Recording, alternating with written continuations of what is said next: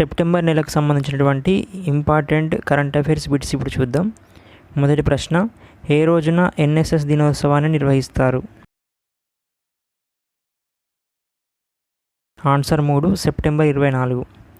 భారత్లో ప్రతి సంవత్సరం సెప్టెంబర్ 24న ఎన్ఎస్ఎస్ రోజుగా నిర్వహిస్తారు.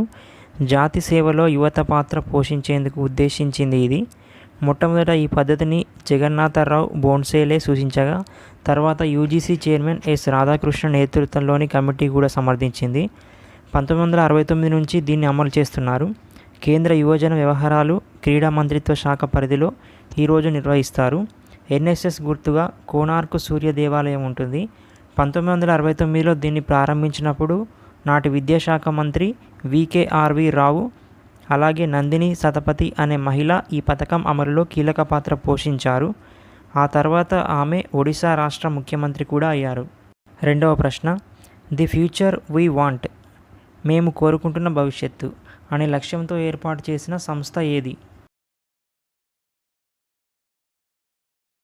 ఆన్సర్ 2 సుస్థిరాభివృద్ధి అత్యున్నత రాజకీయ ఫోరం.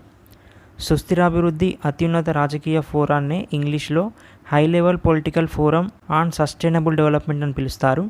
ఈ వ్యవస్థ సమావేశాన్ని సెప్టెంబర్ 2023లో నిర్వహించారు. నిజానికి ఇది మేము కోరుకుంటున్న భవిష్యత్ అనే ఒక నిర్ణయం ఆధారంగా ఆవిర్భవించింది. 2012లో రియోలో నిర్వహించిన సదస్సులో ఈ చర్చ జరిగింది. సుస్థిరాభివృద్ధి లక్ష్యాల సాధనను ఇది సమీక్షిస్తుంది, చేసిన ప్రగతి, చేయాల్సిన పురోగతిని సూచిస్తుంది.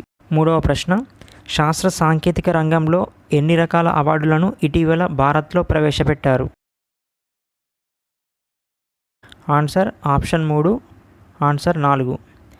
శాస్త్ర సాంకేతిక రంగంలో 4 కొత్త అవార్డులను కేంద్రం ప్రవేశపెట్టింది. ఈ అవార్డులకు పెట్టిన పేరు రాష్ట్రీయ విజ్ఞాన్ పురస్కార్. ఇందులో ఉన్న 4 అవార్డులు 1 విజ్ఞాన్ రత్న, 2 విజ్ఞాన్ శ్రీ, 3 విజ్ఞాన్ యువ శాంతి స్వరూప్ భట్నాగర్, 4 విజ్ఞాన్ బృందం. శాస్త్ర సాంకేతిక రంగంలో జీవనకాలంలో పోషించిన పాత్ర ఆధారంగా విజ్ఞాన్ రత్న అవార్డు ఇస్తారు. అలాగే ఈ రంగంలో కృషి చేసిన వాళ్లకు విజ్ఞాన్ శ్రీ అవార్డు దక్కుతుంది. యువ శాస్త్రవేత్తలను ప్రోత్సహించేందుకు ఉద్దేశించిందే విజ్ఞాన్ యువ శాంతి స్వరూప్ భట్నాగర్ అవార్డు. 45 సంవత్సరాల లోపు వాళ్లకు ఇది ఇస్తారు. అలాగే 3 లేదా అంతకన్నా ఎక్కువ శాస్త్రవేత్తల బృందానికి ఇచ్చేదే విజ్ఞాన్ బృందపు అవార్డు. 4వ ప్రశ్న, అంతర్జాతీయ న్యాయ సదస్సును సెప్టెంబర్ నెలలో ఎక్కడ నిర్వహించారు? ఆన్సర్ 4 న్యూఢిల్లీ. న్యాయ వ్యవస్థలో ఎదురవుతున్న సవాళ్లను చర్చించేందుకు ఒక సదస్సును సెప్టెంబర్ 23వ తేదీన భారత రాజధాని న్యూఢిల్లీలో నిర్వహించారు. భారత ప్రధానమంత్రి నరేంద్ర మోదీ దీన్ని ప్రారంభించారు. 2 రోజుల పాటు ఇది కొనసాగుతుంది. పర్యావరణ న్యాయ అంశాలతో పాటు న్యాయ వ్యవస్థలో సాంకేతిక పరిజ్ఞానం, సరిహద్దు వివాదాలు, సవాళ్లు తదితర అంశాలను చర్చించారు. 5వ ప్రశ్న, రాష్ట్రంలో కొత్తగా ఎన్ని ఎలిఫెంట్ కారిడార్లను ఏర్పాటు చేశారు? ఆన్సర్ 1 62. కొత్తగా 62 ఎలిఫెంట్ కారిడార్ల ఏర్పాటును కేంద్రం ప్రకటించింది. దీంతో భారత్లో వీటి సంఖ్య 150కి చేరింది. 2010లో కేవలం 88 మాత్రమే ఉండేవి. తమ ఆవాసాలకు స్వేచ్ఛగా ఏనుగులు విహరించేందుకు ఉద్దేశించినవే ఎలిఫెంట్ కారిడార్. ప్రస్తుతం దేశంలో అతి ఎక్కువగా వీటిని కలిగి ఉన్నటువంటి రాష్ట్రం పశ్చిమ బెంగాల్. ఈ రాష్ట్రంలో 26 ఉన్నాయి.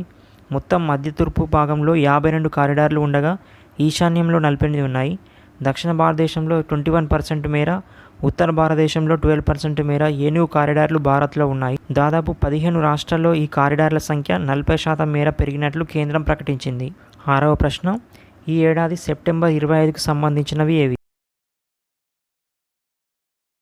Answer 3 A and B. A Antyodaya Diwas, B ప్రపంచ ఫార్మసిస్టుల దినోత్సవం.